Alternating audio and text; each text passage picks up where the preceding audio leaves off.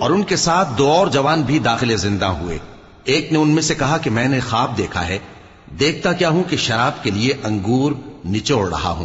دوسرے نے کہا کہ میں نے بھی خواب دیکھا ہے، میں یہ دیکھتا ہوں کہ اپنے سر پر روٹیاں اٹھائے ہوئے ہوں اور پرندے ان میں سے کھا رہے ہیں، تو ہمیں ان کی تعبیر بتا دیجئے کہ ہم تمہیں نیکوکار دیکھتے ہیں۔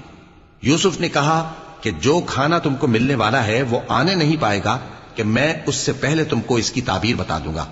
یہ ان باتوں میں سے ہے جو میرے پروردگار نے مجھے سکھائی ہیں۔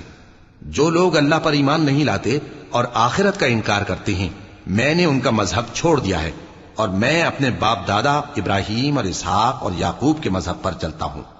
ہمیں شایع نہیں ہے کہ کسی چیز کو اللہ کے ساتھ شریک بنائیں۔ یہ اللہ کا فضل ہے ہم پر بھی اور لوگوں پر بھی، لیکن اکثر لوگ شکر نہیں کرتے۔ اے میرے قید خانے کے رفیقو، بھلا کئی جدا جدا آقا اچھے یا اللہ جو اکیلا ہے سب پر غالب ہے؟ جن چیزوں کی تم اللہ کے سوا پرستش کرتے ہو وہ صرف نام ہی نام ہیں جو تم نے اور تمہارے باپ دادا نے رکھ لیے ہیں۔ اللہ نے ان کی کوئی سند نازل نہیں کی۔ سن رکھو کہ اللہ کے سوا کسی کی حکومت نہیں ہے۔ اس نے ارشاد فرمایا ہے کہ اس کے سوا کسی کی عبادت نہ کرو، یہی سیدھا دین ہے، لیکن اکثر لوگ نہیں جانتے۔ اے میرے قید خانے کے رفیقو، تم میں سے ایک جو پہلا خواب بیان کرنے والا ہے وہ تو اپنے آقا کو شراب پلایا کرے گا، اور جو دوسرا ہے وہ سولی دیا جائے گا اور پرندے اس کا سر نوچ کھائیں گے۔ جو بات تم مجھ سے پوچھتے تھے وہ فیصل ہو چکی ہے۔ اور ان دونوں میں سے جس کی نسبت یوسف نے خیال کیا کہ وہ رہائی پا جائے گا، اس سے کہا کہ اپنے آقا سے میرا ذکر بھی کر دینا۔ پھر شیطان نے اسے ان کا اپنے آقا سے ذکر کرنا بھلا دیا اور یوسف کئی برس قید خانے ہی میں رہے۔ حضور علیہ السلام نے مجمع صحابہ پہ نظر ڈالی، فرمایا کہ بتاؤ بھائی وہ کون سا درخت ہے جس کی مثال مومن کی طرح ہے؟ وہ ایسا درخت ہے جس کے پتے ہی نہیں جھڑتے۔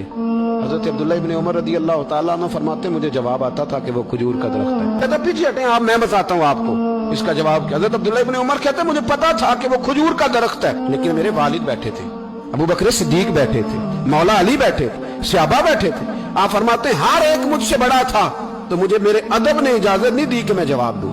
اللہ کرے میری اس بات آپ کی سمجھ میں آئے۔ سوال کا جواب مجھے آتا تھا لیکن ادب کا تقاضا تھا کہ میں بڑوں کی موجودگی میں جواب نہ دوں۔ حضور نے دوبارہ پوچھا، صحابہ خاموش رہے تو فرمایا میں بتاؤں؟ یا رسول اللہ بتائیے۔ تو محبوب فرمانے لگا وہ کھجور کا درخت ہے۔ نبی کریم نے حضرت عبداللہ ابن عمر کی طرف موڑ کے دیکھا، فرمایا میرے غلاموں وہ درخت ہے کھجور کا۔ عبداللہ کو جواب آتا تھا، اسے پتا تھا کہ وہ کھجور کا درخت ہے لیکن تمہارے ادب کی وجہ سے یہ خاموش رہا۔ میرے رسول کریم علیہ السلام کے غلام جن کے علم پر میرے نبی کو اتنا اعتماد ہے کہ حضور نے فرمایا میں علم کا شہر ہوں اور علی اس کا دروازہ ہے۔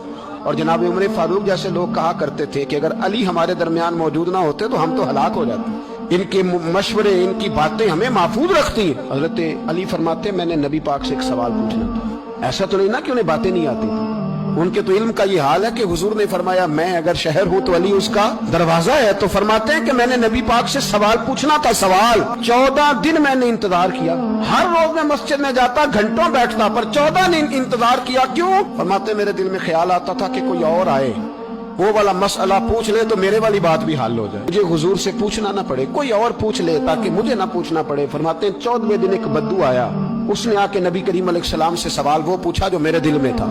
فرماتے ہیں نبی کریم جواب اسے دے رہے تھے اور میری طرف دیکھ دیکھ کے مسکرا